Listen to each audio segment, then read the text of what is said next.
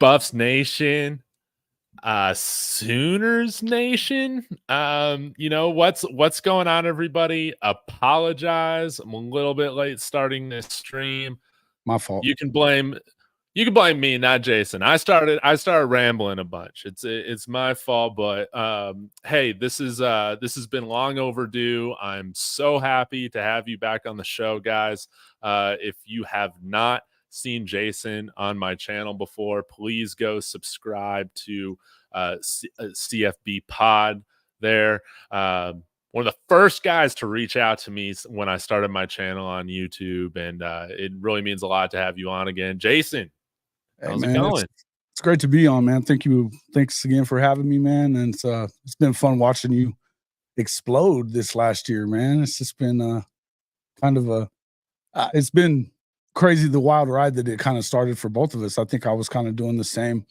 I've been at it right about 18 months now. So it's just, man, the difference from day one to now it's crazy, right? Man, it is.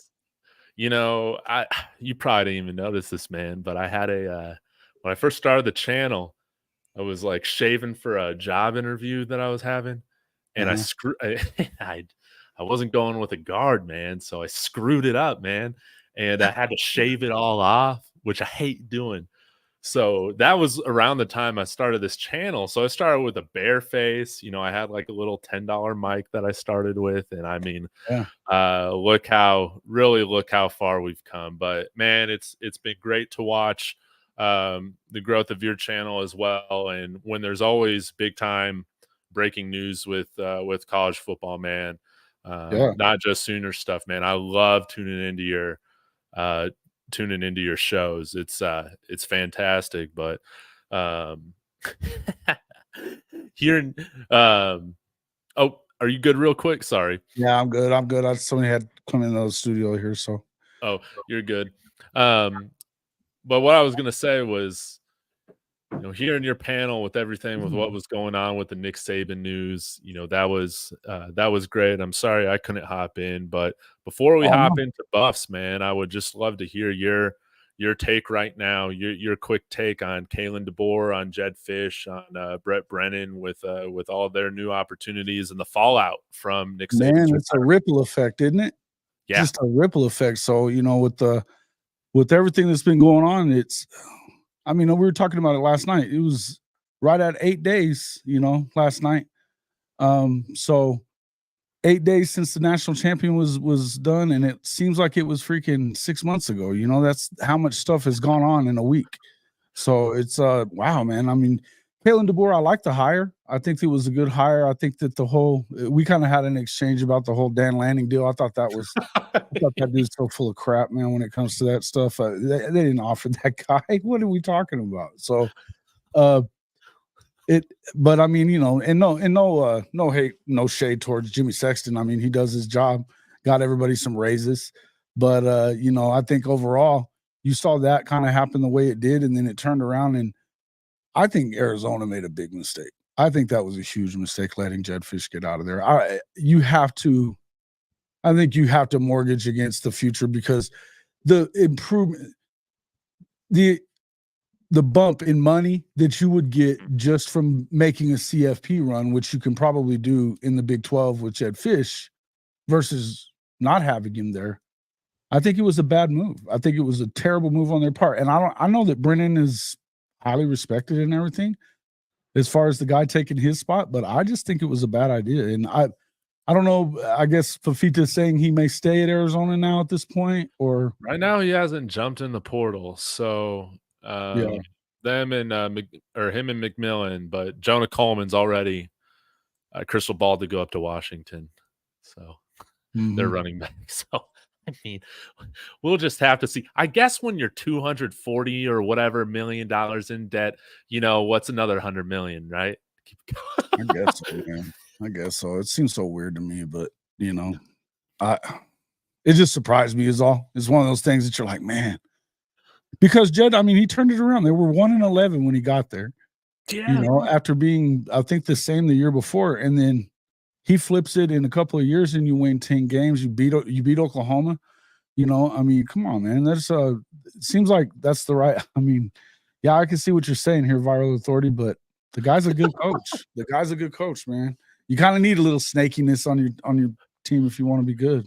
I just think it's funny because Jason, it's just like clockwork, man, with all of these coaching changes.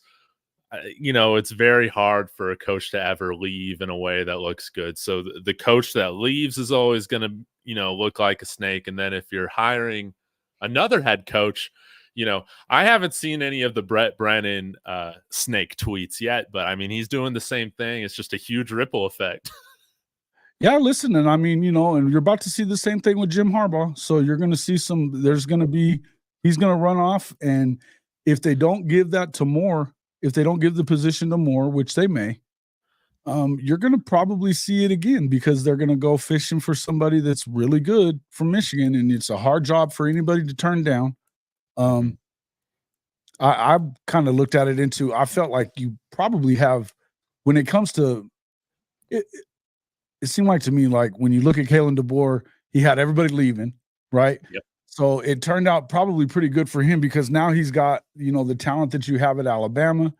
I don't know about the quarterback thing, but I mean, you could see that kind of working out. But Washington's probably going to be better for it if Fish is able to get Fafita and some of those other guys that are, I mean, they're loaded up. And I mean, they'd really went through the portal a lot too. And it tells you what he's going to do starting off. And I think if you're Washington, you kind of have to rely on the portal a little bit, right? You can't just expect to, they're averaging around 30 in recruiting, Yeah. It's going to be important for Jedd Fisch to keep some more of those guys. It's kind of ironic because, I mean, I guess it's between him and maybe Bill O'Brien for like the most successful coaches off of that Belichick coaching tree, and they might both be better suited for college, which I think is which I think is pretty interesting. But I think Washington made out pretty good with that scenario kind of happening, and I guess we'll see what happens with Arizona. I don't really know, but yeah, if Fafita and McMillan leave, I mean, which I'm hoping, you can say that this is a soft take or whatever. I want the easiest schedule, the easiest road possible for Colorado, man, to get right in there for a Big 12 championship. And if those guys leave, things are looking better for us. But let's go ahead and segue in real quick to Colorado, man. What's on your mind? Where do you want to start with? It's been about a couple months, I guess, since we talked when the season wrapped up. Where's your head out right now with Colorado? Well, I think it's a clear deal that they have the best quarterback in the Big 12 coming in. I think you look at Cam Rising, you could say whatever you want about him, but I don't think he's as skilled as Shedeur. No. He's a gamer, so there's a difference there. But I like him a lot. I also think that Jalen Daniels, if healthy, is probably the closest thing to Shedeur, right? But the if healthy part is always a question. I think the main thing is, can you keep Shedeur upright? And can you play enough defense, which it's not necessarily got to be the same amount of defense that you would have had to play to really compete in the Pac-12 last year. Because that's not the league you're in at this point. You have some schools that are going to play some defense, and you have some that aren't. But I do believe that obviously with Utah, you're going to have to be able to D up a little bit. Same thing with Arizona if they have any of this together. But I'm kind of with you. I don't see how Fafita and McMillan stay. I really don't. I even think that even if they make it through this iteration of the portal opening and closing, I don't know that they make it through the spring one. Or the after spring one. So we'll see kind of what happens. And what I was saying is there's so much that's happened in a week. How much is going to happen in freaking the next 3 or 4 months? You know what I mean? Yeah. Once Jim Harbaugh leaves, like you said, it's a whole nother snowball effect. Right. So, Lincoln Riley is not going to LSU. Cracker Mac. I love it. That's a great I love it, man. Yeah. I don't know that anybody wants to go anywhere. I saw a meme of him earlier, actually on our Discord. I think Hank put it up there, and it said, man, freaking Lincoln Riley shows up to one game and the Eagles forget how to tackle. I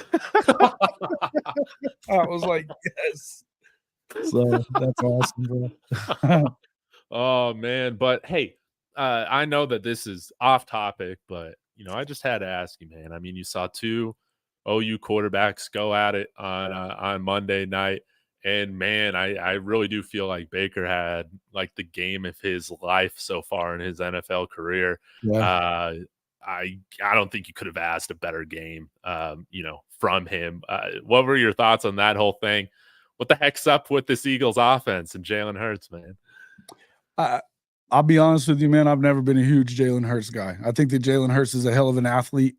I think he can throw deep routes and he can throw short routes. And I think that Lincoln kept him doing just that. I think that when they were really good last year, they kept him doing just that.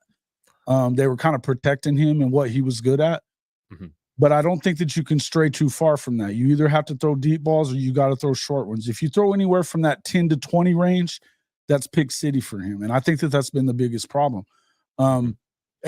He's a superb athlete, right? You know what I mean? A superb athlete. He can run the ball. He can do a lot of things. I think his leadership is right on point. Yeah. But I just don't think this will be unpopular, but I kind of think of him like I think of Lamar Jackson. Great athlete, not a great passer, right? Just not a great passer. And so I still don't think that Baltimore can win a Super Bowl with Lamar Jackson. I just don't think he can. Okay. And I know that's going to be unpopular. That's a hot take. It's not that hot, man. The thing is, it's not as hot as everybody's going to act like it is. But because I mean, you've seen him. I mean, we watched him in that Pro Bowl challenge thing where a receiver hit more targets than he did. You know what I'm saying? And that's without a pass rush. You know what I mean? So, come on. So, but the difference is that Lamar is unbelievable, explosive. But when it comes to Baker, I think that he's been underrated and yeah, they shit on him, man. They shit on him. That's all there is to it. Everybody likes to shit on him for whatever reason. It's just crazy. See, I told you, it's a hot take. You're tripping. Yeah, especially on my channel. We got a lot of Lamar Jackson fanboys. I'm part of the club. I'm a fan of Lamar. I like him. I just don't think that he can win the Super Bowl. I just don't think you can. Well, if you make him a passer, you're screwed. They're screwed. I said it, guys. I said it. I don't know. Everybody's gonna be mad at me, but Viral, we are not going down this rabbit hole. We're not going down this rabbit hole. We're talking college football. I'm sorry. And this was my fault. It's all good, bro. It's all good. Guys, just so you understand, I like Lamar. I am a fan of Lamar Jackson. I think he is one of the best athletes in the world. But I don't think he's a great passer. And I think that all you got to do is just look at all his stats from, day one to now. Well, we can do that on another episode, but okay. Let's get back to talking CU. And yes, my friend Alan Woody, there are a handful of us. You'll learn to hate us soon enough. There's plenty of OU fans that don't like CU, and I get it. It is what it is. I'm a fan of anything that makes college football better. There was a time that I was a big non-fan of CU because I've always been an OU fan. But growing up, it was great watching those battles that they used to have, right? It was great. And you can put that stuff up there. I'm good with that. So don't bother me. I'm glad you keep it. Don't bother me, dude. I get it. I love it, man. All my friends are coming in here letting you know. Yeah, it's all good. Yeah. Anyway, and I think that I know it's easy right now to take and kill the bus because they won 4 games, right? And with all how loud it was coming in, and then you look, I believe, and I'll tell you that beating TCU in week 1 really moved the goalposts for Colorado. Yeah, right. And for everybody, man. It did. It moved the goalposts. So, and it's kind of similar to what happened with Oklahoma last year. They went 6-7 the year before. So when they start off 7-0, then all of a sudden it's like, ooh, national championship, here we come. I never was there. But I did think that there was an opportunity to maybe get to the playoff, and who knows, and they should have at least played for the Big 12 championship. There's no two ways around it. They sputtered at the end. But I also think that when you look at the totality of what happened in Boulder last year, just from an outsider looking in, I think that it was pretty clear that they had some issues on the offensive line. I don't know that it was so much a Sean Lewis deal, as much as I think it was maybe it felt like Coach Prime was so stuck on him never scrambling, Shedeur never scrambling, that it kind of hurt. Yeah. I don't know. That's just, what do you think about that? That was something I was going to ask you about. Yeah. I mean, this topic is, honestly, what's kept this channel going, man. If I'm going to be honest, because the whole offense, man, it was just so hard to figure out. It's like, we have a weak offensive line, but why aren't we running the ball? And then why are we only running deep concepts? And why isn't Shedeur throwing the ball out of bounds? Like, at the end of the day, like, it just wasn't the right mix. That's how I read it. First, let's start with the offensive line. Fair enough. I think that's very, like, we can all acknowledge, man, we did not have the best athletes on the offensive line at all. And the guys that we transferred in, we had no Power 5 starter transfer in here, as opposed to the guys that we're bringing in this year. A handful of them have at least started multiple years at the Power 5 level. We didn't have that this past year. On top of that, I give our old offensive line coach, a little bit more. He came in with Sean, right? He came in with Sean, and he came up with Sean. So that was Bill O'Boyle. I call him Bill. None of my guys know their assignments O'Boyle, because, we just saw that there was no communication on that line throughout the entire year. And it was so funny because during one of the Coach Prime episodes, one of our big JUCO guys, you might remember him, Kareem Harden. I can't remember if Jeremiah McCrinnon or Kareem Harden was getting looked at a little bit by OU. One of those JUCO guys, I think, might have been. But all that to say, at CU, and Coach Prime has him stand up in the middle of the season. He says, Kareem, why aren't you playing? And the poor guy, man, he's standing up there. He's like 40 pounds bigger than the guy that we're starting at left guard, man. And he just has no idea. He's like, I don't know. He's like, honestly, I don't know. And then Bill O'Boyle chimes in and says, assignments. Well, nobody knows their assignments on this offensive line. That's kind of how I looked at it. Like, if it's everybody's issue, I think it has something to do with you. So this is going down a big rabbit hole. You can only do so much with your coaching. Yeah, and if they're coaching certain things, it is what it is. But I think that, I think that in the end of it, the people that want to hate, it's easy to do that because it was loud enough in Boulder at times. And you will love Phil Lodeholt. You will love Big Phil is a bad dude, bro. Hey, that man can already recruit, man. He can absolutely recruit. He can recruit. He can get out there. And guys love learning from guys that have done it, right? And he's just out of the NFL. He's only a couple of years removed from the Minnesota Vikings. So it's he's the real deal. Big Phil's the real deal. It's a big fan of him. Big fan of him. The thing is that, and what I've said this a bunch on my channel, is that I've been pro Coach Prime from the start. I really have, and a lot of people don't like me because of it from the Oklahoma side of things. I think that's go figure, right? But there are a group of people from everywhere. I think throughout the country that there's either you really like Coach Prime or you don't, and I think that that kind of depends on how much time you spent with maybe your NFL team having hell with him. You know what I mean? Or did he play for your NFL team? He did for mine.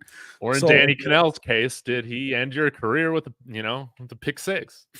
There it is. Right. Yeah. So Danny Cannell, what a chump. To me, I feel like this is one of those things where if you look at it and you're not, I also think Coach Prime doesn't help himself because he doesn't think it was successful at all. He doesn't think it was a successful in improvement because he expected to win, I think, 9-10 games. I don't think that there's any doubt about that. I think that was a lot to ask from your team. year one. From 1-11 to 9 or 10 wins is pretty wild, right? Yeah. I could have seen 6 or 7. I think that they had 6 pretty well locked up if they don't kind of blow the game against Stanford man. and you know, We should have been at least at 6 or 7, man. I couple think of games, coaching. couple of games that they probably got that they probably screwed themselves on. Yeah.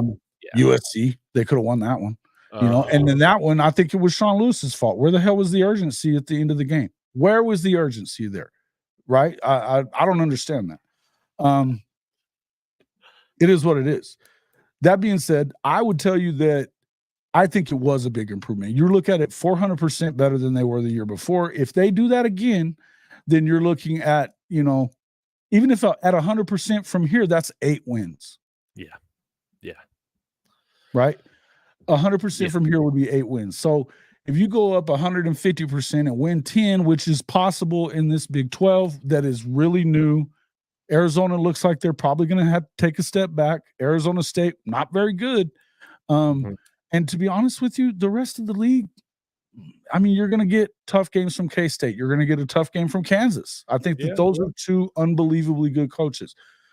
Oklahoma State, TCU will kind of have everybody think they're so good. They're not, huh? Sorry. I said, do you think TCU kind of have a little bit of a bounce back They here? They could. Yeah. They could. And they're going to be. I think you got to pay attention to where they are in the portal on that and who they have at quarterback. You get them at home, so it's a good thing for CU, I think, right? Or do you get them at home? I think so. Let me pull up the schedule. We can. I know that because that was an out-of-conference game. I was thinking of it as a conference game last year, and it wasn't. So maybe not. Yeah. What's up, casting? What's up, Sooner Legends podcast? What's up, Kim, all you guys.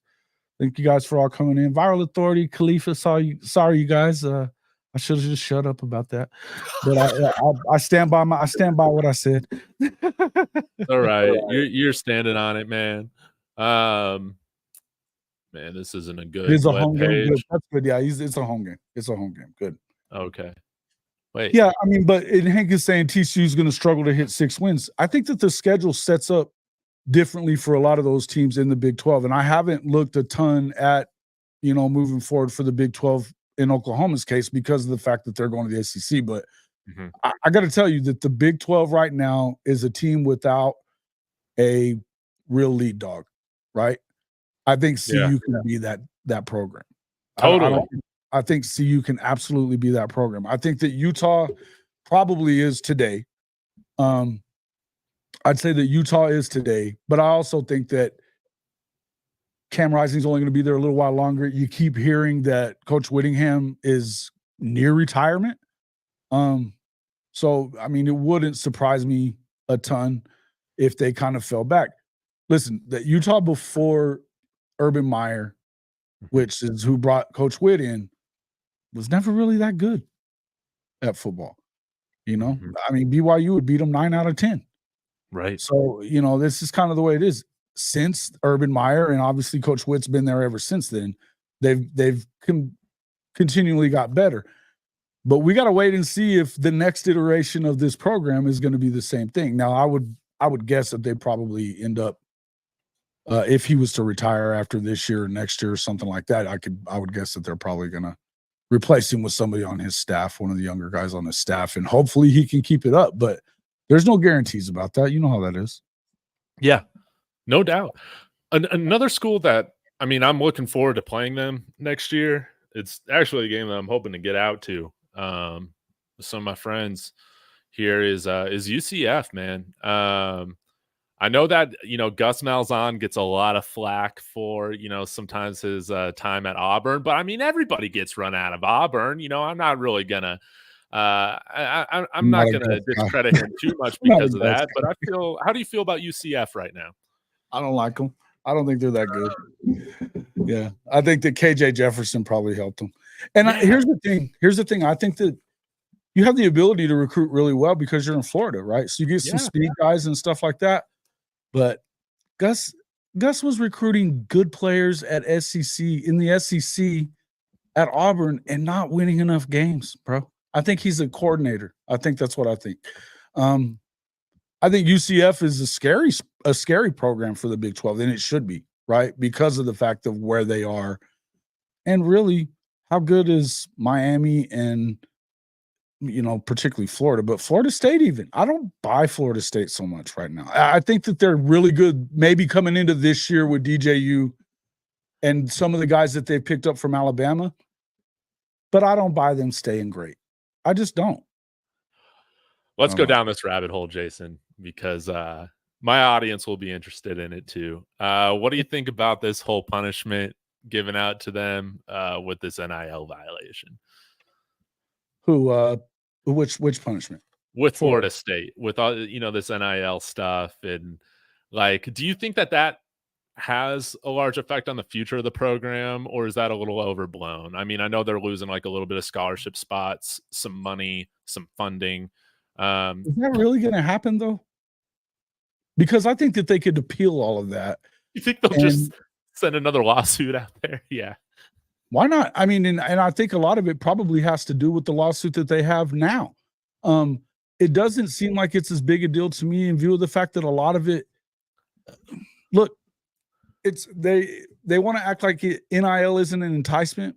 It's been an enticement from day one. And if you're not going to go in there and do something to Texas A&M, of all teams, of all programs, and everything that Jimbo is doing, you're going to go attack. And right now, I'm not a fan of FSU, so pardon me, but screw that crap of doing that to FSU. That's not right to do that to them. They just put a target on our back, man. You got to be insane, man. It's insane to me. They've gotten away with all that crap down there, and you're just gonna, you're gonna drop the hammer on them like that. And look, man, I see the entire country is going to continue spending money on these players. They're going to do it. If you're not in a playoff position or in a position to win national championships and you really want to, you better be coughing up the cash because it's coming. These kids want the money. They don't just want to play for a coach. They don't just want to play for a program because they're known to win. They want to get paid. Mm-hmm. They want to get paid, You have to go to the bounce house. Yeah, you have to go to the bounce house. Yeah, I think it depends on that. I think that West Virginia went over there and handled them. You know what I mean? They handled them. But then, of course, Okie Light went over there and got drug, which that should be a win for you guys. Do y'all have them? Did you have that? I didn't even really look at that schedule where you had it. Sorry. Do y'all have Oklahoma State? Man, do we have? Yes, we have them at home. Oh, good. Yeah. Okay. Yeah. Yeah. Is Oklahoma State Mike Gundy? I thought he was retiring. Is he still staying? What's the deal with him? I don't know, man. Yeah. He's gonna hang around for a while. I think that he probably saved himself his job. But I was telling Cody from Locked On Oklahoma State, just when we were talking on the phone last week, that because he was calling it for a while that, he was kind of checked out of the program. For a long time, he had been checked out of the program, spending a lot of time at home doing stuff like that. When they lost to South Alabama and then turned around the next week, and the South Alabama loss was 27-7 at home. At home. And they freaking turn around and go on the road and lose to an Iowa State team that was probably better than most people expected them to be last year, right? Mm-hmm. But there was that little come to Jesus talk that they had or whatever with him and the AD. And so he essentially shows up back at work and starts really taking over some of the offensive duties from that awful offensive coordinator they have. Absolutely terrible. Casey Dunn, terrible. He's the reason for their mass exodus the year before that on guys that, when they were actually pretty good. Mm-hmm. I do not believe that they're going to be that good. I think Ollie Gordon's really good, but I think that aside from him, you have an awful quarterback. Awful quarterback. And the guy backing him up, he might be okay. But the guy that they're going to play is not going to be that good. And so really your job needs to be, let's try to stop Ollie Gordon. Now, that's easier said than done. Especially for our defense. Yeah, that's the concern there. I think that's the big concern. I think the questions for CU is what kind of impact is Warren Sapp going to have? Jason, I don't think Warren Sapp's going to be on the staff. Really? This is it. Yeah, this is kind of interesting. I'll hide this for now. But yeah, it was like announced by No, I'm so Prime glad and I'm in here, announced man. by I'm Warren finding out Sapp all kinds of shit. that yeah, that it was happening. And this pisses me off because, like I mentioned earlier this week, if it's not happening, like this whole thing has just been handled so sloppy because then you get our hopes up and all this stuff. But I don't know whether it's the university itself or the Florida Regents or NCAA something like that approving saying, him to coach with just some of his legal issues. domestic violence, that sort of stuff. We don't have to get into details, on this, but go read for yourself. It's, it's interesting. Well, not interesting, but it's some crazy stuff. So I can understand why this is a very controversial hire. Yeah, But listen, I didn't right know now, I about don't that. think it's happening. Okay, well, I didn't think a ton of the hire to be, and I think a lot of Warren Sapp, but I wasn't sure how good that was for Coach Prime. You know what I Yeah. mean? For him to have to kind of babysit there and put his neck out there, hoping that nothing happens, because it hasn't been that long since his last arrest, right? I mean, not terribly long. So it's, Yeah. I mean, I don't know. I don't want to give anything. and I'm not trying to hurt. I'm not trying Wrong to info, but like play hater here 6-7 years, because I I think, don't. right? Yeah, something like that. I mean, in the end, multiple violations, stupid stuff like that. And look, it's well, look, they were kind of raking Coach Prime over the coals before they hired him. Yeah. You know, George really wanted him from day one, and it wasn't that easy for them to get approval for Coach Prime. He's not gotten in any kind of trouble. I know. You know what I mean? It's Yeah. we know This how some of these boards are, and some of these, especially at some of these places, in a place like Colorado. So it's, I get it. You know what I mean? It doesn't surprise me really. I guess the question would be, how good are they going to be up front is the question. The trenches was the problem, not just the offensive line, the other side too, right? Yes.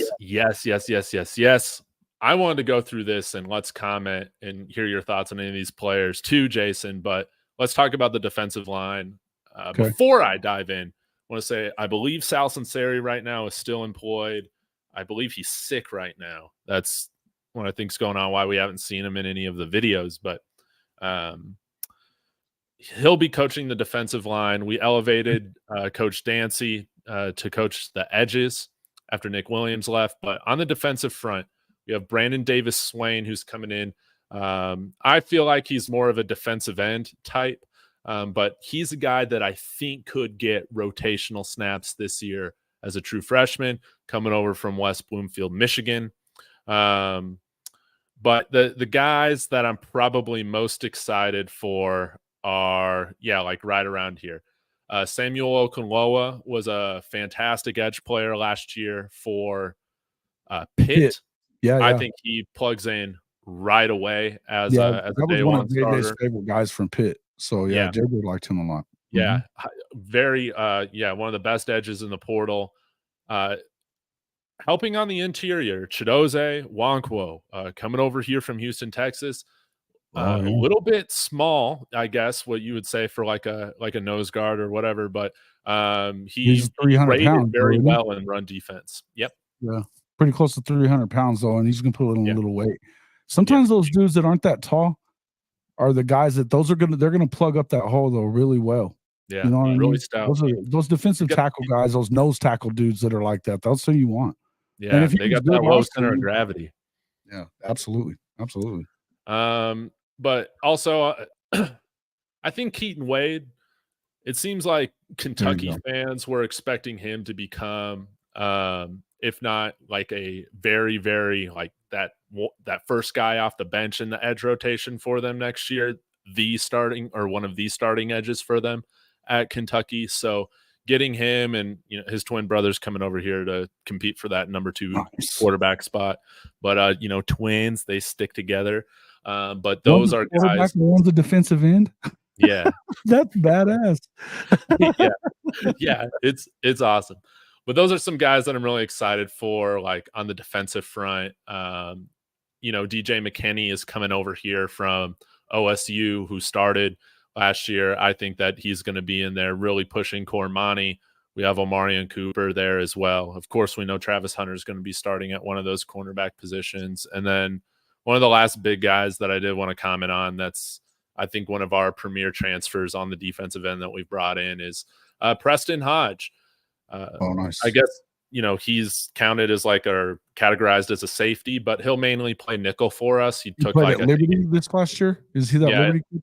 Yeah, he took, I think, 80% of his snaps or so in the slot, and was very highly rated coming out. He had a fantastic season last year. Yeah. Stud. Yeah. So that's kind of how I feel about that. I think they know their guys in the secondary. Yeah. What about Cormani? Is he staying? Is he still in there? Yeah, man. Yeah.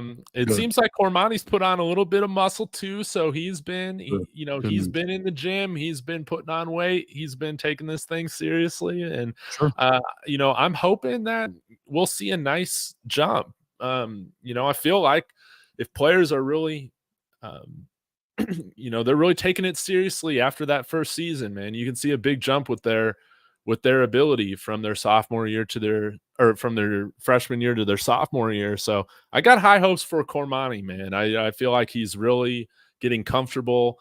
I think he was good at the end of the year when he was in, right? I thought that he was playing pretty well whenever they played him. Yeah.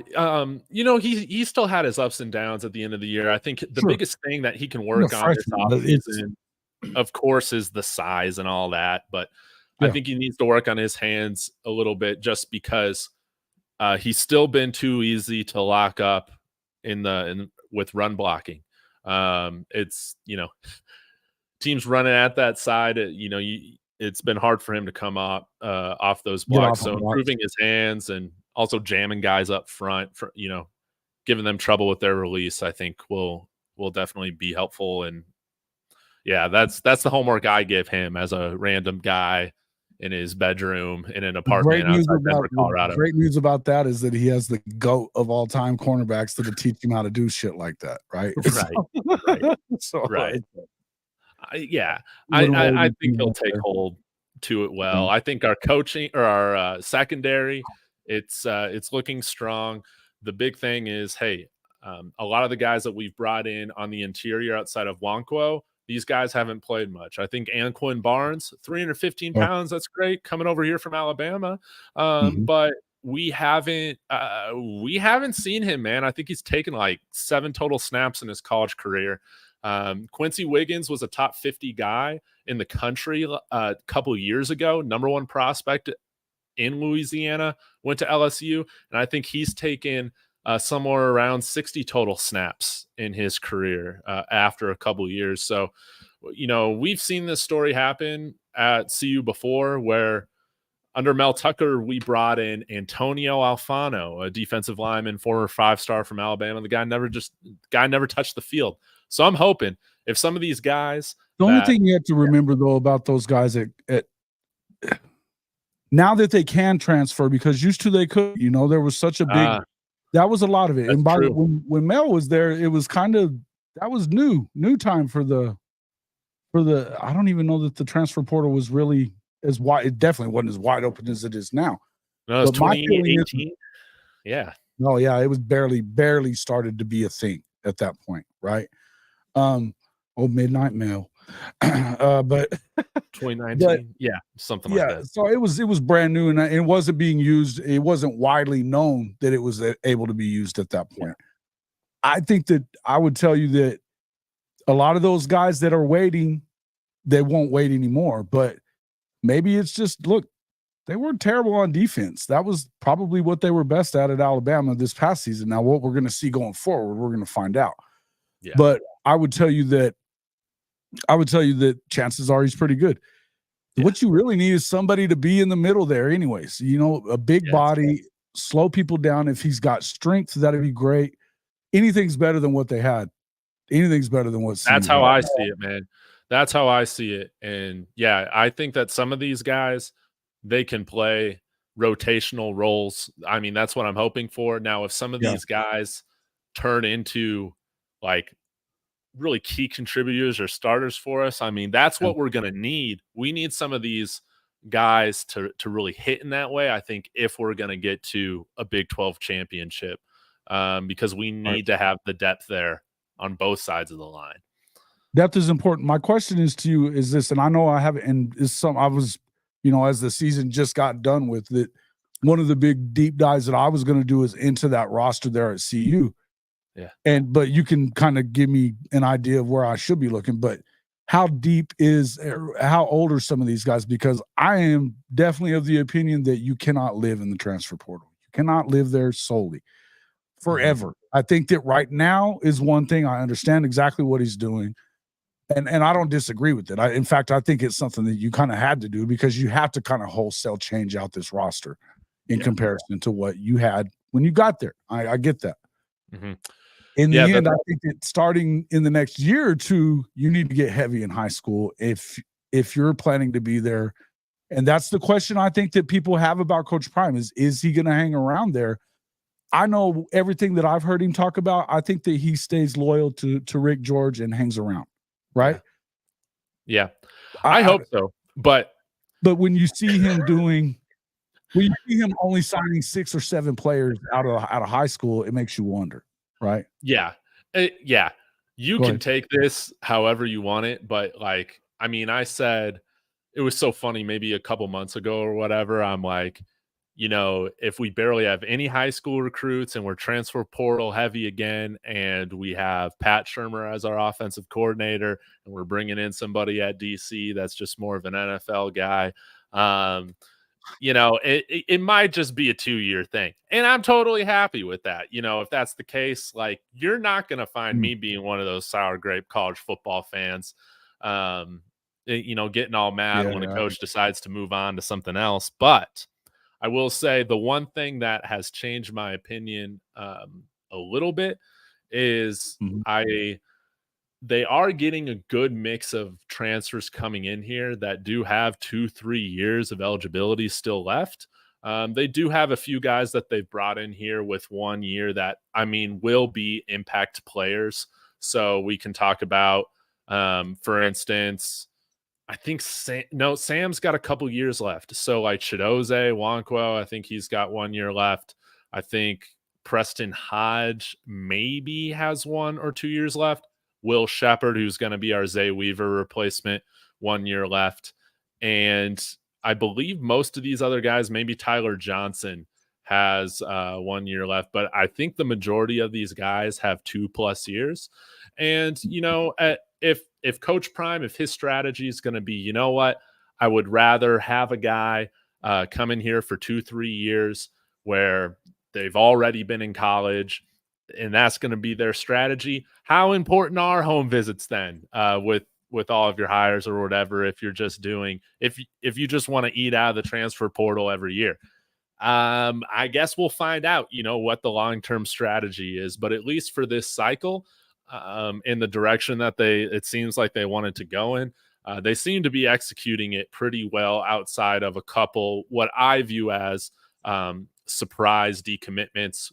Amontre Bradford, one of our high school edges or commitments that was an edge, cousin of Cameron McKell. Cool. Yeah. Cameron McKell, I like that kid, man. Oh, he's a beast. Yeah. But his cousin had been committed here actually longer, and he flipped to Georgia Tech on early National Signing Day. And then Omar White, teammate of Eric Brantley, still has some legal stuff going on. So I don't even know what's up with his college football career right now, in terms of if it's going to happen. He didn't play high school ball this year. So, we'll just have to see. But I think, as a CU fan, Jason, ever since Coach Prime got hired, I've just looked at this whole thing as nothing is going to happen in a conventional manner with how they go about things. Facts. I just kind of approach it with an open mind. Do I have some skepticism on certain things? Yeah, I don't think a lot of this strategy has really been tried to the level that they're trying it at. I know Mike Norvell has done really well in the portal, but I don't think it's been to this extent where we're bringing in What Norvell's 40 been heavy in transfers the last portal, and year, 30 this so year. is Lincoln, and Yeah. neither one of them have really accomplished much. I mean, they were so heavy in the portal that you had 20 guys opt out of the freaking Orange Bowl and so it got you beat by 60. You know what I mean? I don't want to hear this shit about how great the freaking culture is at Florida State. I'm so over that. So over it. Over it. So, yeah, if we could just get Caleb Downs, I'd be done asking for players, Coach Prime. Ain't gonna happen, man. Yeah, that'd be a hell of a deal if they could, right? But yeah, I think a lot of people around the country would love to have Caleb Downs. Oh, yeah. No doubt. Yeah, I was telling the people earlier today, I said, yeah, I would love a guy like Caleb Downs to go here, but man, we still got to put a lot more wins on the table before we start being realistic options for guys like that in the portal. Because, I mean, I'm guessing he's just going to go to Georgia, right? I mean, that's what I would probably do. It looks like it with the secondary coach going there to be I don't know if he's in the portal yet though. As of this afternoon, Yeah, I think he entered the portal, but yeah, man, this is so funny. Yeah, I get it. Yeah. It's been so funny, but I got this question here from Sooners Legend Podcast. Appreciate the love, appreciate the sub. I'll make sure to sub you too. And I want to hear your thoughts on this too, Jason. But what is your floor and ceiling for CU in the Big 12 next year? Hey, I mean, you might be frustrated by this take, but I think the floor should be a 2-game improvement. Get us to 6 wins. Like, let's get us to 6 wins. And I think the floor is conference champs. I mean, the feeling is conference champs. Yeah. Yeah. We just have to see again. I still think that we're not fully there with or done bringing in the impact pieces on this roster. I don't think we're done yet. The biggest thing is like, have we improved enough with the trenches? Because I mean, we lost like what 5 or 6 single-digit games last year. A lot of close games, and that was with the worst offensive line, one of the worst defensive lines. And I really think it does depend on this hire with defensive coordinator. But there is a lot of trust between Shador, Pat Shurmur, and Coach Prime. Now, does Pat Shurmur give you, the highest ceiling as an offense? I don't really know. We'll find out. His history in the NFL didn't have many, super high-flying offenses, but he's somebody that's been on the staff for this past year. There is continuity. And I think the biggest issue between Sean Lewis and the rest of this Buffs offense last year was that there just wasn't alignment, continuity, and trust between head coach Sean Lewis and the quarterback. So you at least have that going on. More continuity, more chance for guys to come into leadership roles because not everybody's the new guy. And I would like to say it's an easier schedule, but man, I don't want to jinx us. I would say this is one of the tougher in-conference schedules, though. There are a lot of good teams. I'll pull it back up again. Yeah, I've got it up right here too. So I've got you got North Dakota State's not an easy game. I don't care what anybody says. These guys win freaking championships at the FCS. I think they're back-to-back champions right now. So you should win it, but it's not an easy game at all. At Nebraska, guys, that's a freaking rivalry game. So that's not a gimme. And I think that Matt Rule's done a really good job there. They started looking. They were just a quarterback away from being bowl eligible. Let's be honest.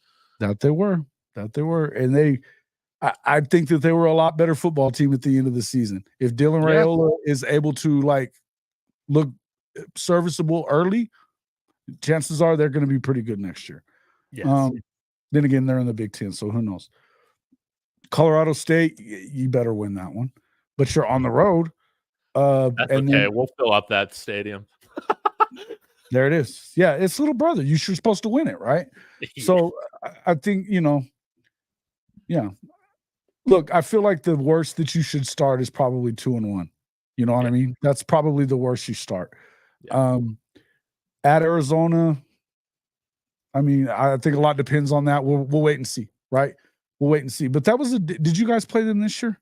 or was it just? Yeah, at home. Yeah, and that it ended on a field goal expiring. Right, right. They won by 3. We missed I our field remember. goal drive before. Yeah, it sucked. Yeah, but I mean, that was another one of those games that, and Arizona started really slow last year, and whatever kind of awoken them in the USC game when they went to overtime on that, they should have Yep. won the game. But It was a whatever great it was, game. they didn't lose that. They were a lot better football team down the stretch, So Yeah. I think a lot of that's going to depend on what turns around. Utah, I mean, it's at home, but I probably don't necessarily give you a win there. I think at best that's a you hope you can and see We'll what never happens. beat Utah, man, but yeah, we'll just have to see. Be great. Baylor, you should beat. Yeah. Oklahoma State, I would think that if you guys have a good start going, I think that Mike Gundy could get awestruck with Deion Sanders, and there you go. You lose. You win the game. You win the game easy. Kansas State's a tough one. Yeah, Kansas State's a tough one. Cincy, you should beat. At Kansas is going to be a hard one. A lot of that's going to depend on their quarterback. Now, they don't have the backup that they've had there forever, anymore. So the health of Jalen Daniels is going to be important. Yes. Because Jason Bean is not going to be around anymore. I don't know who their next guy is. I know he played a little bit against Texas Tech, played pretty good, but it's one of those deals where you need to have them. He needs to. I think that they got to find a way to keep Jalen Daniels on the field, or else you don't know what's going to happen. Now they have a really good running back, but they lost their offensive coordinator. I think that this is a. I was kind of surprised that you didn't see Coach Leipold leave and maybe take that that Washington job. I think that he was I think he would have been a better hire, but that's just me. They're iffy. Texas Tech also iffy. Look, I like on the road, man. I like Joey McGuire, but I like their quarterback. But there's just something about them. They haven't been getting it done. No, they haven't. They haven't been getting it done. And you're at the bounce house, I know. KJ Jefferson maybe helps them a little bit. I'm not a big UCF guy. I'm just not with Gus there. Yeah. I just don't think a whole lot of it. I think they were a lot better whenever Josh Heupel was there, and same with what's his name from before? Scott Frost. So I just think that I think that they've had better coaches there than Gus. Quite a bit better coaches there than Gus, and that's just how I feel about it. That's okay, but I think that CU's in a pretty interesting position where I do think like a lot of these games still could be very close games. We'll find ourselves in close games. Now, do we take that jump from being a team that has lost a lot of close games this past year to then winning more of them? That's my hope. I hope we're a more disciplined team.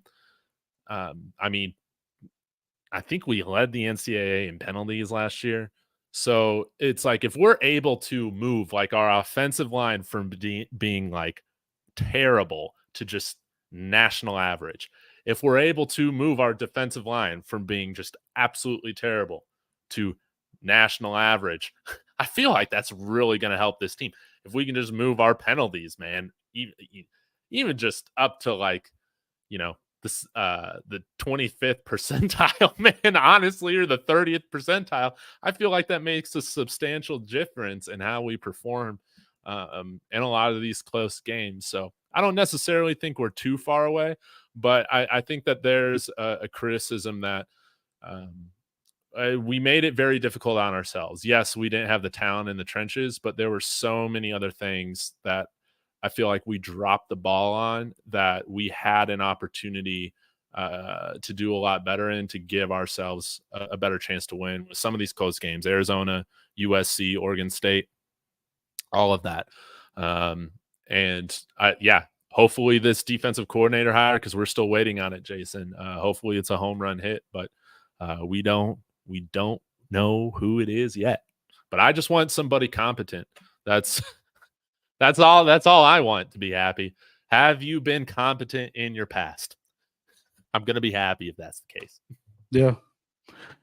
Yeah, I would say a rose a day. That Jason Bean's not there anymore, so that's not going to be it. I think that it's going to come down to their guy that was a freshman this season and what he looks like if they don't end up if Jalen Daniels isn't able to stay healthy. If he's healthy, they are dangerous. They're dangerous to everybody. Guaranteed, because Devin Neal is a hell of a running back as well. In fact, they got a two-headed monster at running back, and their offensive line and the way that they shift and move and do some stuff, they will give you a lot of problems. I mean, I'm letting you know the scouting report here. These guys are the real deal. Lance Leipold, to me, he's easy top 3 coaches in that conference for sure, easily. I think he's one of the top 10 coaches in the country, probably. Yeah. Is this Aurelius guy? Yeah, I mean, you're. Yeah, hey, Aurelius, one of my guys, but yeah, he did not like the refs, man. The Pac-12 refs, man, they suck. But at the end of the day, Jason, they suck in the Big 12 too, just so you know. Oh yeah, I'm ready for it. But I'll say, hey, if we don't play ourselves into the college football playoff, yada yada yada. I mean, my number one priority is, can we please, for the love of God, position ourselves to be in the Pop-Tarts Bowl? That's what, honestly, I think that would be one of the funnest things to be a part of. If we're not going to the college football playoff, let's get to the Pop-Tarts Bowl. I mean, did you take a look at all the shenanigans that were going on there with the edible mascot and everything like that? I mean, that was awesome, man. What a deal. Yeah. I mean, I guess they got to do something to make people give a crap about these bowl games. Here's what I'm going to tell you guys about a lot of this stuff is that I don't know what I think the biggest thing that I'm taking away from all of this is that we don't know what college football looks like anymore. We don't know. You cannot judge anything of this upcoming season on anything you've ever seen. No. Anything you've ever seen. You're totally right. Hey, Jason, I got a question for you. How do you see it changing? And I guess I'll lay this idea out here for you. It's probably unrealistic, but I want to hear your thoughts on it, of just how you can kind of fix college football in a way in which, I mean, I feel like we do need a period for quote unquote free agency. I think all this stuff needs to not line up with the academic calendars and getting stop with the NIL BS. It's got to be collectively bargained. Pay the players contracts. That's it. All of that. Until you have an actual contract, you will never be able to hold on to your team. Yeah. So this is what I'm thinking. Take a page out of what goes on in Canada with major junior hockey, and for every year that they play major junior hockey, they earn a full year's worth of credit that once they're done with their hockey days, they can go back and be a full-time student all for free. Of course, you have to work out the technicalities here in the States, what that looks like with transfers, state schools, private schools, all of that. Mm-hmm. But at this point, man, why don't we just allow these guys to just focus on football? They can take classes optionally if they want to while they're there. We all know classroom is not the priority. Let's just call it what it is. Yeah, I don't know that that's what's really happening. I think certain schools are more apt to make their kids go to freaking college than others. I think others have it set up. Look, I listen to Coach Prime on the videos that you see a lot. Everything. I watch that channel a lot. They've got it set up for you don't have to go anywhere. You've got a lot of online classes. You've got tutors that will basically show you and help you through every assignment. Don't be freaking lazy. Yeah. It's not that hard, guys. I mean, look, and I know some people have a harder time with college than others, right? That's understandable. Mm-hmm. Athletes should never flunk out of school when at big time programs. Should never happen. Get too much help. And to be honest with you, it really doesn't happen unless the coaches don't want them there. I just think that's how it is. That makes sense. Lenny's rough on them. Lenny's rough on these guys. Yeah. I guess we can ask you, what did you think about Shador and Shiloh missing an optional team meeting to go on a fashion show? I actually haven't talked about it at all this week because that's how little I care about it. I don't give a shit. I don't care. It's January. Of all time. This is the off season. You know what I mean? You're just starting winter workouts just now, and it's one team meeting that, I mean, them going to be that he called it a model to go model. They said, you know how much that commercial probably is paying them? Millions. What are we talking about? Yeah. You know, and the truth is, Shador's probably a first round pick. I'm not positive about Shiloh. I think Shiloh's really good, but I don't know that he is. I don't think he's the first rounder for sure. I think he's probably more like 4th or 5th round, something like that. And yeah, I think some people have him undrafted, but I still think he'll get drafted day 3. I still think he will. Yeah. Yeah, I mean, and I like Shiloh. I think he's really good. I think there's a possibility that he could be really good. I love it that he likes to hit, you know. Love it that he likes to hit. But yeah, let Shiloh do the modeling thing. Is that what you're getting at? Yeah, the point I'm trying to make is, what do we want to say? This is the off season, and if it was something that he had obviously already worked out with his dad, you know, yeah, their dad, you guys can love it or hate it. Their dad is the head coach. What do you want me to say to that? What do you want me to say to that? I mean, and if the rest of the team is really that against all of that shit, then they wouldn't be there. Yeah, you go there knowing that. Like, yeah. Man, I just think it's so funny. But you know, these media sites, man, always doing stuff for clicks, man. That's just you know what it is. But yeah, just saying they skipped the team meeting. Well, you know, Travis Hunter and a bunch of other guys weren't there either. That's clickbait. Just trying to make it, and it works because you've got the haters and you've got the people that love it. So you're going to get both of them coming in here doing what we're doing in here and screaming about it on both sides. Yeah, I hate it. That's bullshit. That's not cool. You know, or you've got, you know, or you got who gives a shit on the other side of it. And you're going to have a ton of interaction about it. And so it works for a lot of these media companies. Look at guys like, you know, look at everything that has gone on in social media and on this platform, particularly for the last 2-3 weeks, when Cat Williams broke the internet.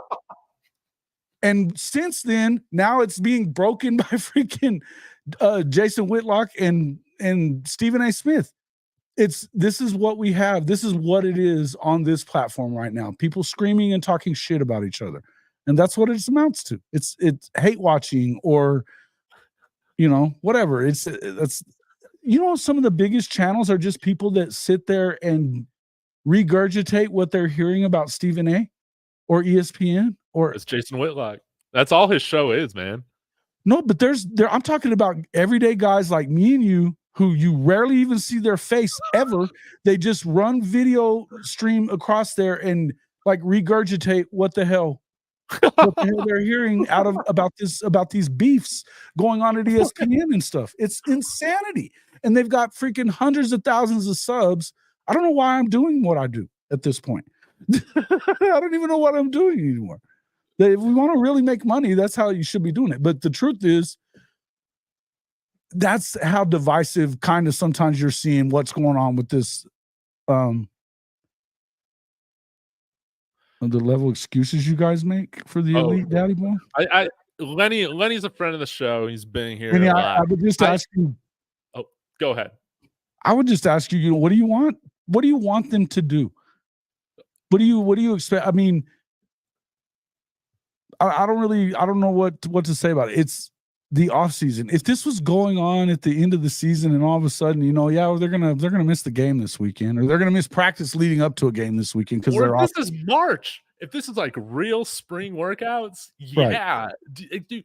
But Lenny, what I was gonna ask you is who's your NFL team? Do you have an NFL team? Because half the guys on the roster don't work out with the team throughout the year, and half of them don't go to, you know, the OTAs. Half of them don't even go to the OTAs, but they're able to put it together and put out successful seasons. I think timing has a lot. Have a channel? Say what? Does Lenny TV have a channel? Because I gotta watch it. Do you got a channel? You know what? I never put that together. Maybe he does. We're going to do some YouTube sleuthing right now. Lenny Yeah, what's TV. up with that? Lenny TV. I'm not seeing that exactly. Tell us what you got. You got a channel, bro? There he Here, is. 25 subs. You got 25 subs. He's got 26 now. I'm in. All right. But I'm gonna give no content though. No content. we're waiting. Come on, man. Pop it up there. We're waiting. Hey, you're gonna hey, before you can be a guest on my show, you gotta show me that you go out there and put up some content of your own. Then we'll talk. Hopefully Lenny's not a bot. Yeah. Yeah. Are you a bot? Are you a bot, Lenny? No bots are allowed, no AI Bots in here to allowed. hate on Coach Prime? Yeah, Lenny, you gotta let me know who your NFL team is. Well, you gotta put out a video or two, and then we'll talk. Man. You gotta put some content up on your page. Oh man, Bustin's birth. Hope you're doing well. Come back. I think he was fighting through a work injury for a little bit, so we need you back. Big fella. What's up, man? Welcome in. Sooner Legends just hit 100 subs. Attaboy, Sooner Legends. Dude, let's go. Congratulations. You guys, if you like college football history, he is mostly centered around Oklahoma, but I would tell you that he is a college football historian. He can probably tell you a lot about the old Colorado teams back in the day when they started getting real good. Big 8, stuff like that. Man, I love it. Yeah, y'all go subscribe to Sooner. I love it. Oh, sweet Buffson's birth's coming back this week. You're cool. I would love to see that. Surfer Boy 3000. Dave, what did I miss today? See you, Fantasy Island. I've been busy with work, playing games, helping my Dog Nation brother and digging a giant elephant hole outside Tuscaloosa.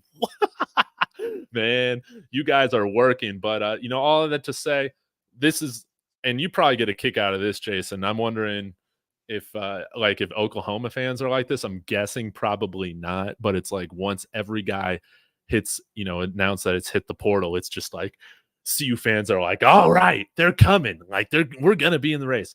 Man, I don't think we got a shot in hell right now, Caleb Downs. So that's really just been the topic of conversation today. But how do OU fans handle the transfer portal? And this is what I love about college football. How petty all of y'all are, man. Y'all are so petty.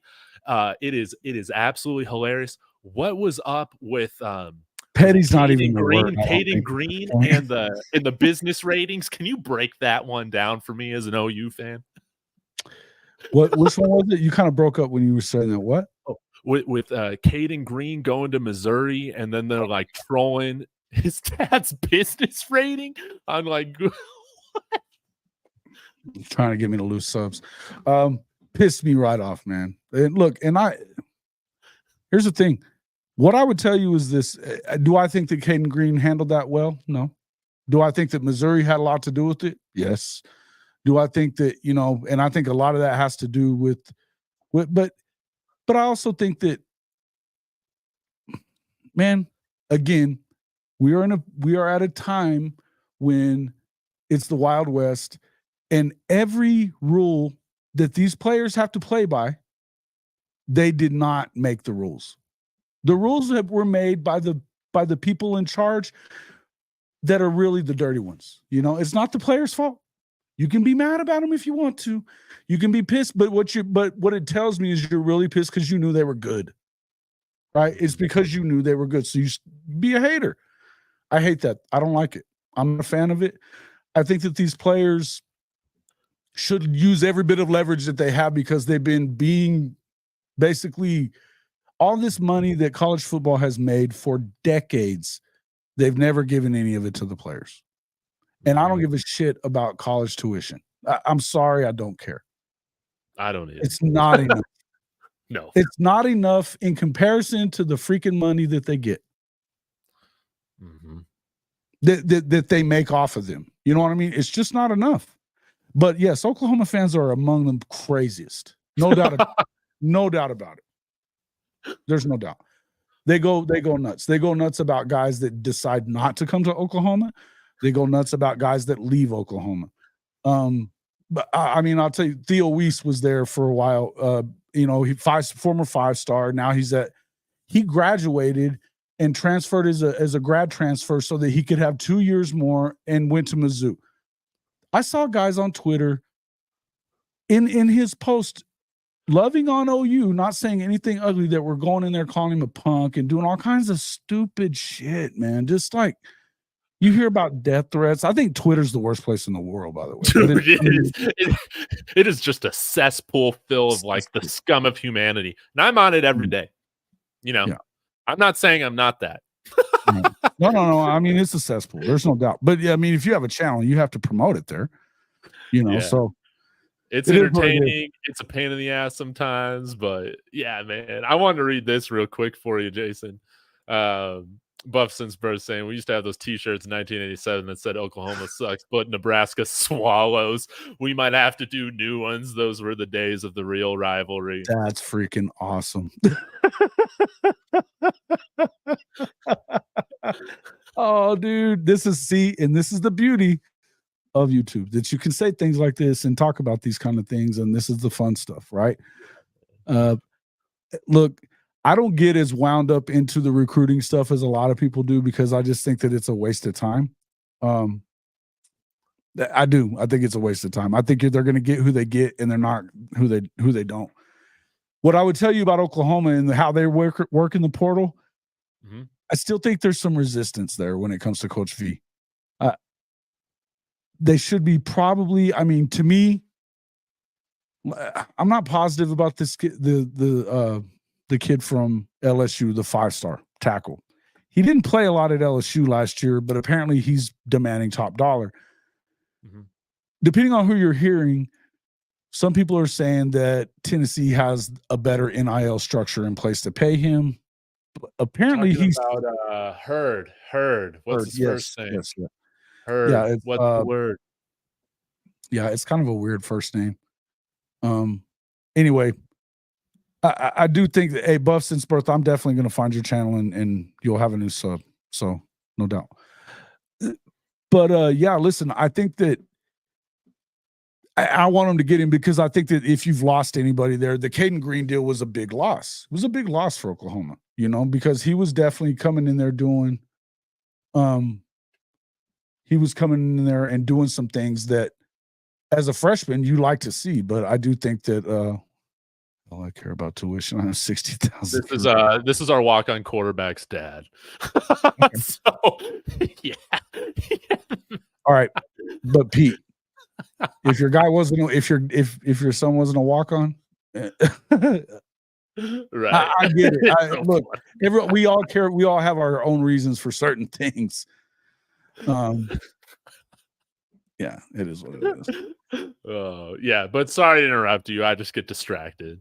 It's all good, dude. No, I love it. I love the show. This is fun stuff.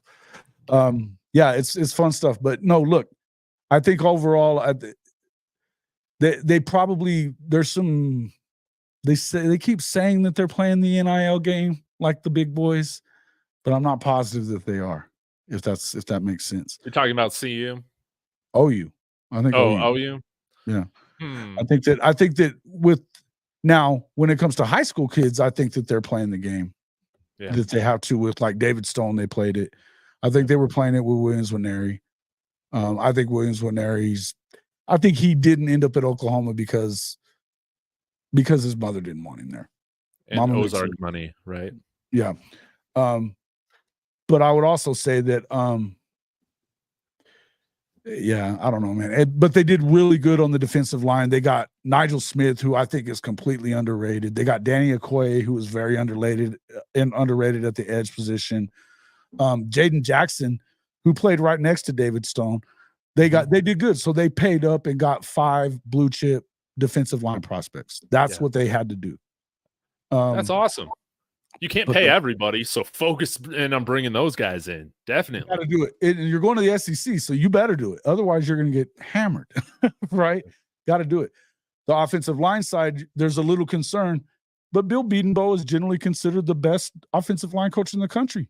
It's going to be now 12 first or second round guys in the NFL when Tyler Guyton goes in the top 20, of the draft in a few weeks. or a few months, or a month or so away. This is kind of how it is. What's up, Tim? But yeah, How do you? I've been needing to ask you this, Jason, on OU's on OU side of things. What was your impression? Man, I can't even remember the name, man. Jackson Arnold, his performance during the bowl game. I know you had a ton of guys missing. How do you feel about the quarterback room right now? And OU going into an SEC that is it just kind of Georgia and everybody else right now? How do you see that? There's a big shakeup there. I think Oklahoma has probably the second hardest schedule in the SEC coming in. So it gives you some pause. You got to look at it in terms of they have 4 true road games. Of those 4, you had 10-win Mizzou on the road. You have 10-win Ole Miss on the road. They didn't lose any games there. You have an Auburn team that's upstart at 6-6, but they did really good in recruiting, and Hugh Freeze is a hell of a coach. Auburn, Jordan-Hare Stadium, one of the toughest places in the country to play, period. Mm-hmm. They almost beat freaking Georgia and Alabama last year there. So that's a tough place to play. That's a tough road game. Then you go on the road at the end of the season to LSU. They had 9 wins. That's a tough freaking schedule, period. End of story. You got a home game against a playoff Alabama team. Obviously, with a new coach, we're going to figure out what that really looks like. Tennessee's going to be a lot better, I think. And Josh Heupel is a former Sooner and probably a little pissed at OU. So that's not an easy game. I think the one easy game that you have for the SEC is South Carolina. Mm-hmm. That's it. And so my floor for Oklahoma is about 8-4. I think they could do 10-2. And, I think that's probably the ceiling, maybe make a playoff run. If they went 8-4, 7-5, I wouldn't be the most freaked out person in the world about it looking at this schedule, but much of the fan base would be, right? Mm-hmm. I think your first year in the SEC is going to be an adjustment. I'm just trying to, and, a lot of people are, that sunshine pumping, blah, blah, blah.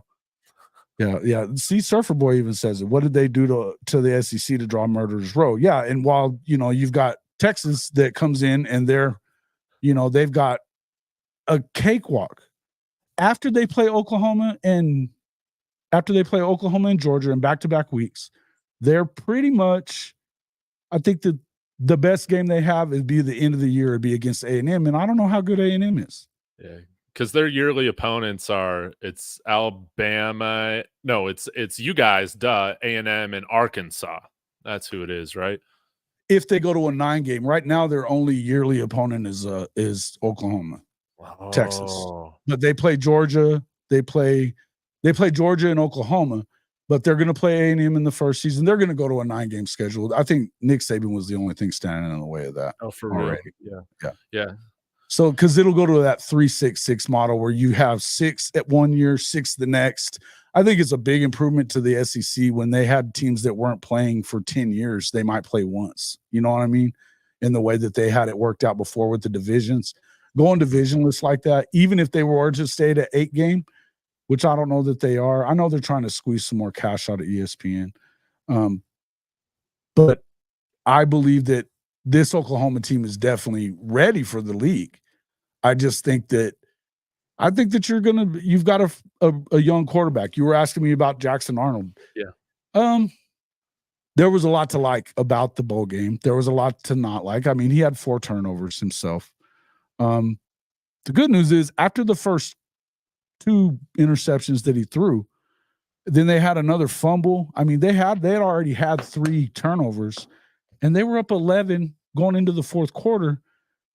Or in the fourth quarter, they're up 11 still, and he throws that 4th interception that turns into a pick 6, and it was an 88-yarder. They were going in. All they had to do was kick a field goal there, and now they're up 14 in the fourth quarter. It turns into a big swing there, obviously. That's a touchdown going the other way instead of that's a 10-point swing at worst. At best, I mean, that's a 10-point swing. So one of those things that it's going to be kind of one of those deals that I think that he had 360 something passing yards in his first start. He showed us things with his arm that you never saw with Dillon Gabriel, and I'm a Dillon Gabriel fan. I am not one of the Dillon haters, from the OU fan base, and there was plenty of those. But you saw things from him that you would never see from Dillon. Never. He didn't. There was no waiting on the ball to get there. They were running, and it was hitting him in stride.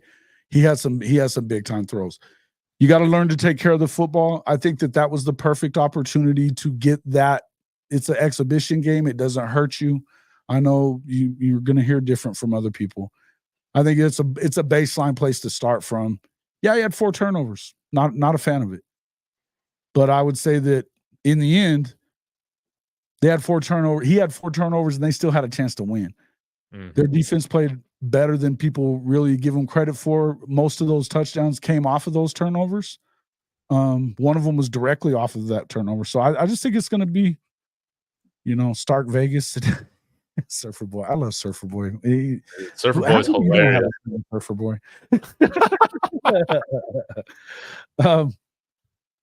Fayetteville at night. Yeah.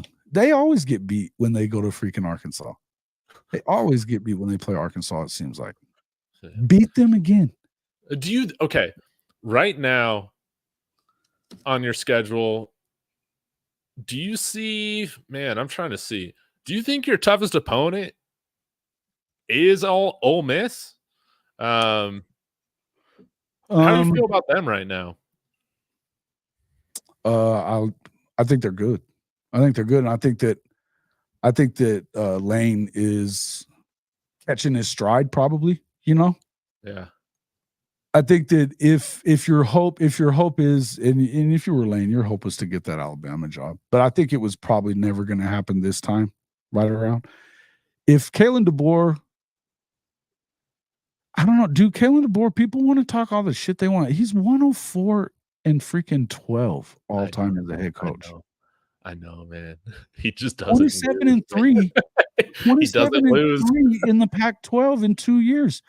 And not with the greatest freaking recruits in the world either. No, man. Look what he did with Michael Penix, man.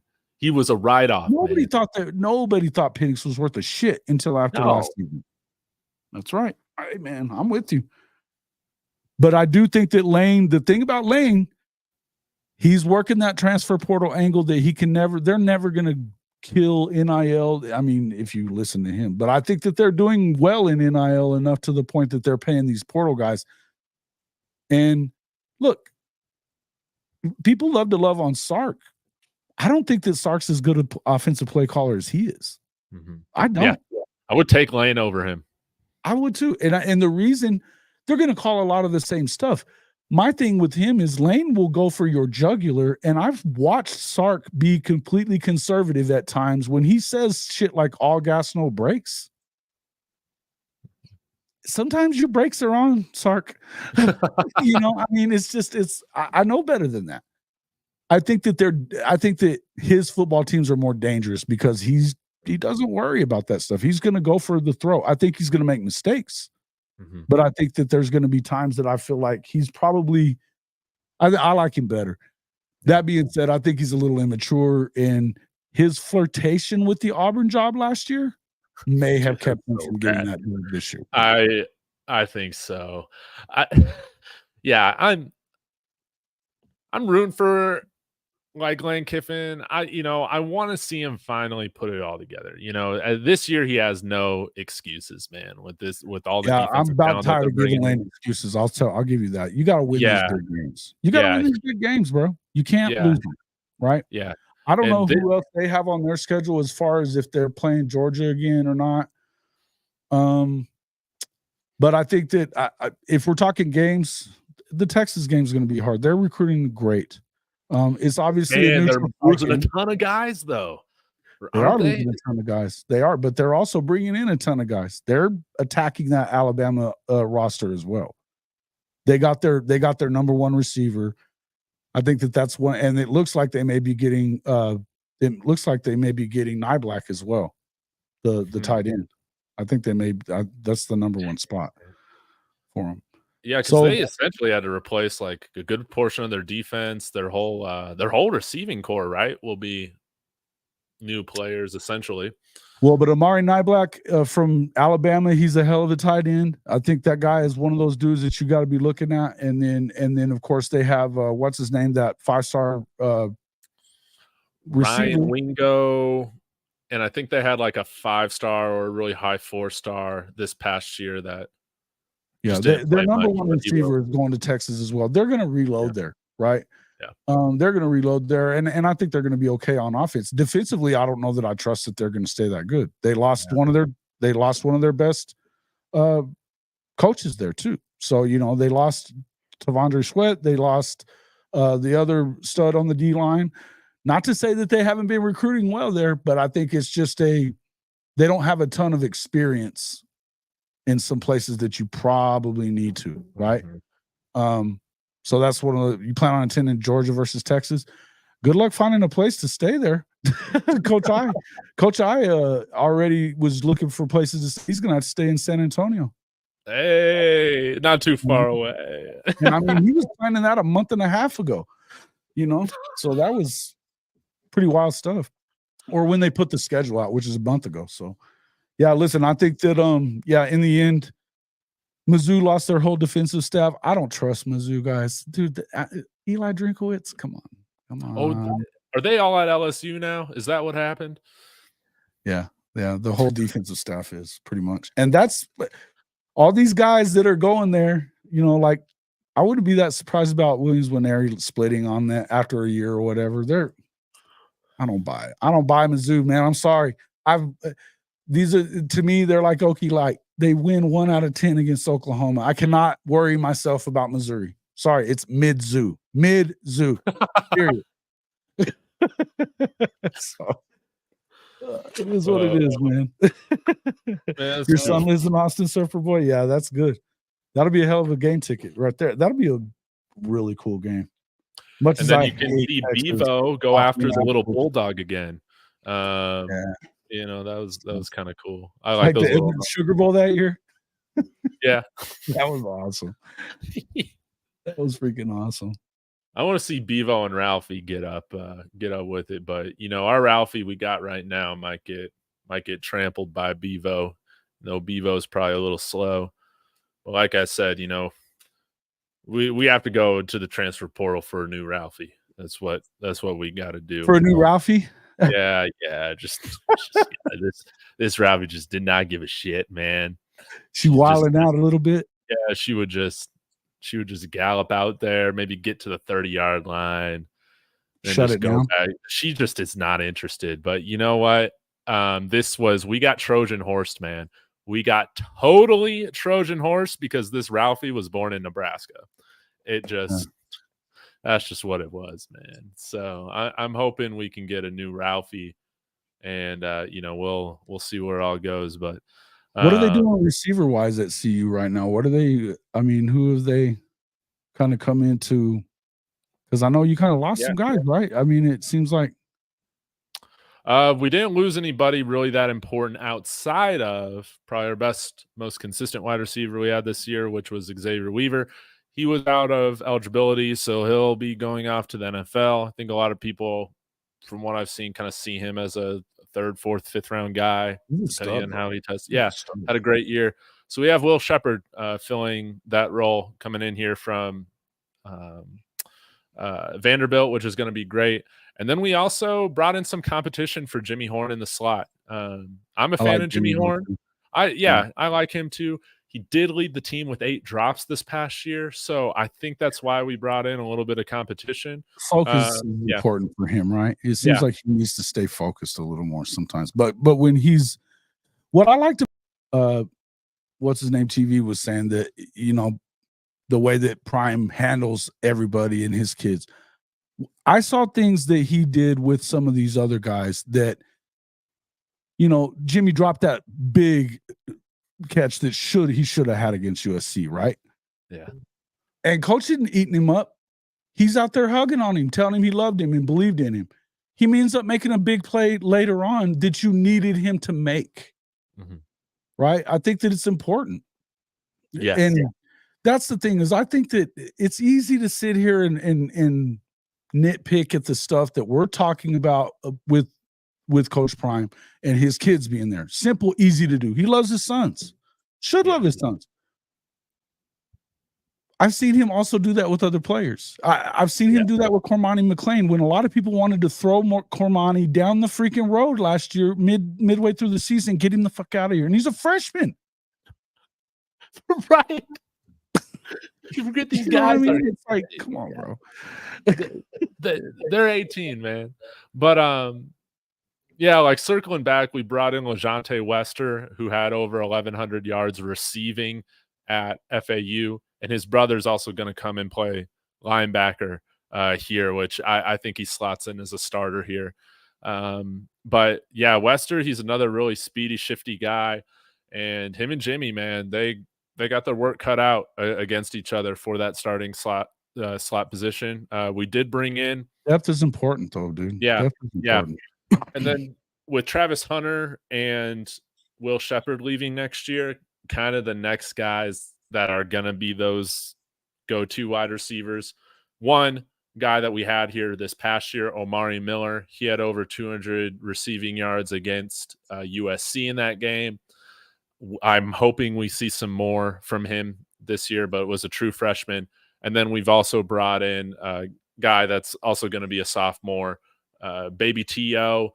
Why am I forgetting his real name right now? But a top 100 guy, a wide receiver that was at TCU this past year. Come on, guys. Chat, help me out. I talk about him. But yeah, I think Wester starts over Jimmy Horn right now, which might be an unpopular opinion. Dylan Edwards in space to make an impact. I like Dylan Edwards a lot. Yeah, I like Dylan Edwards too. And why can't I find? It seems like Cordell Russell, by him in 6'4", 210. He was rated a 95 coming out of high school. 12th wide receiver in the country, 65 in the nation a year ago. 11th best player in Texas. So that's kind of really our top 6 wide receivers that we got this year. So I feel good where we're at there.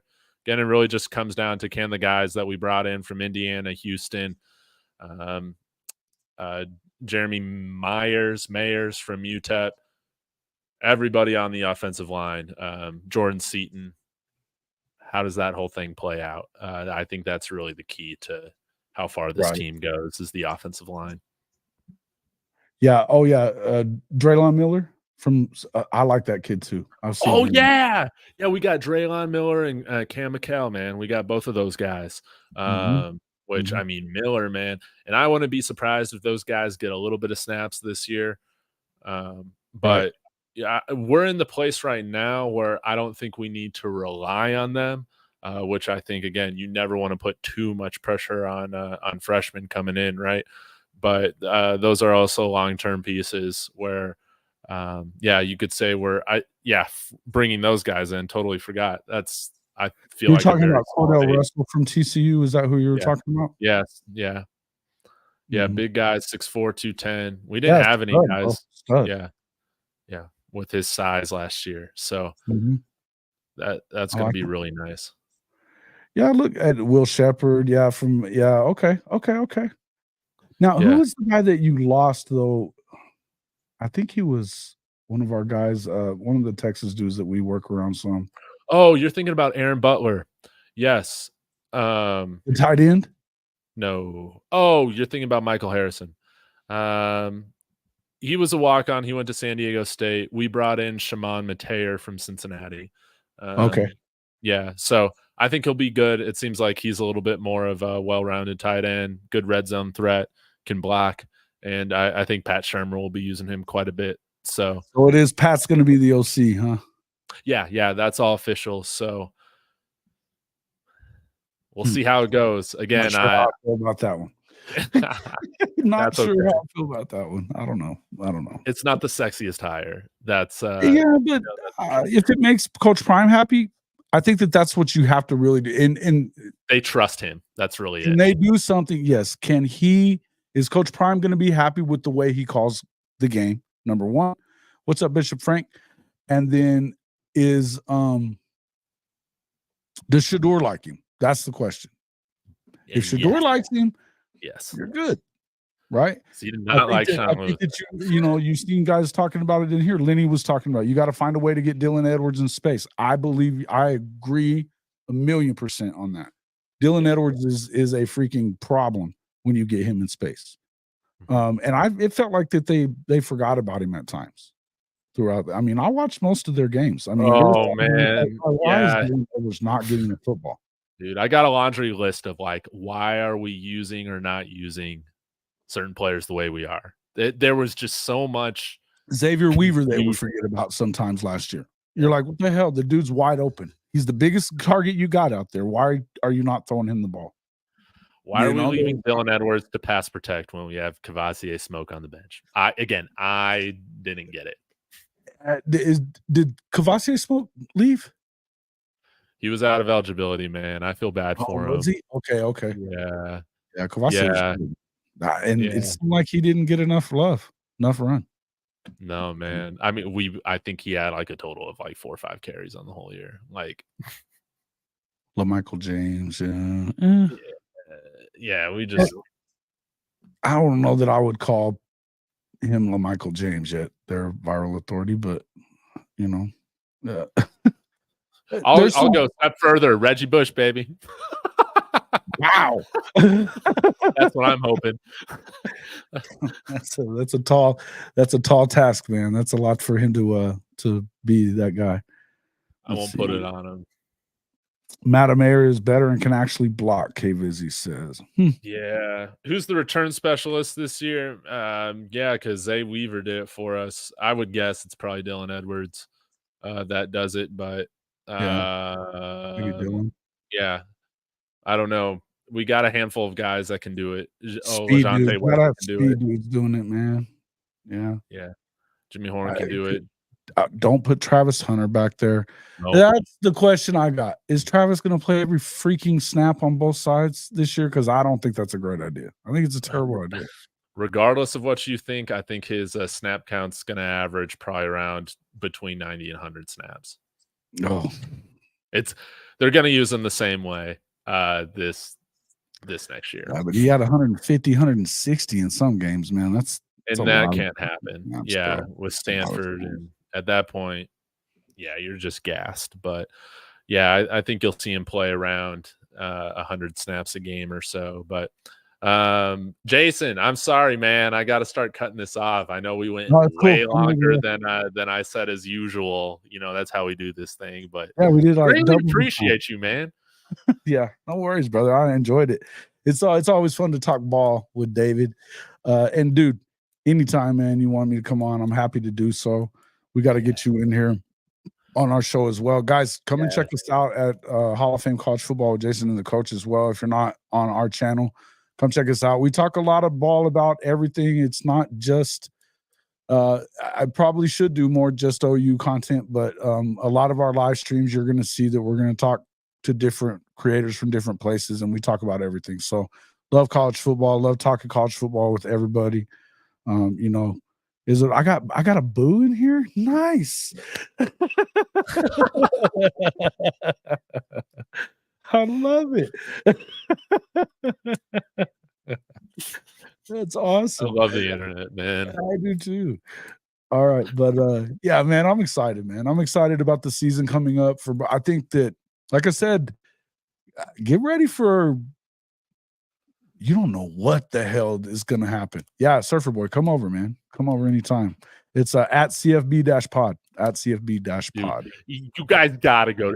Jason it's fucking awesome, man. Y'all got to tune in, especially, man, when you got dude, I don't even know the coach's real name. I just know him as the coach. When he's there crying about Notre Dame. Like, that's always entertaining.